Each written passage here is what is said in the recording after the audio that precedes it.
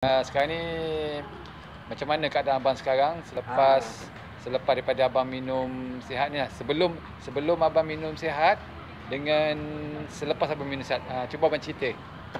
Sebelum ni bang makin batuk saya ni. Saya pergi mana-mana klinik memang susah nak baik. Sebab dah pindah-pindah klinik mana-mana pun saya dah pergi tapi tak ada kesannya. Tapi dengan tiba-tiba saya kenal satu orang lah. Datang ke tempat kerja, tak tahu siapa nama dia, saya tak kenal. Dia memang saya suruh minum ubat ni. Inilah jenis ubat yang macam ni kan. Tapi saya try cuba. Mula-mula saya macam tak yakin. Tapi sebab saya fikirkan, klinik, tukar-tukar klinik pergi mana pun saya tak boleh berbaik.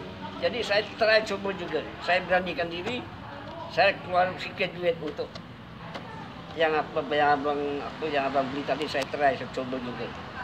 InsyaAllah saya try coba satu botol, belum habis, baru satu botol dalam 3 kali minum, kesannya dah habis. Memang tak ada rasa batuk lagi bang saya bang. Itulah saya percaya bang, sebab apa inilah. Sekarang habis satu botol saya dah minum, tapi insyaAllah syukur alhamdulillah tak ada rasa batuk apa. Tapi sekarang saya dah coba nak buka botol yang kedua, tapi saya tak selalu sangat macam minum. Yang jarakkan sikit jauh. Jarak minum. Jarakkan minum lah sekarang.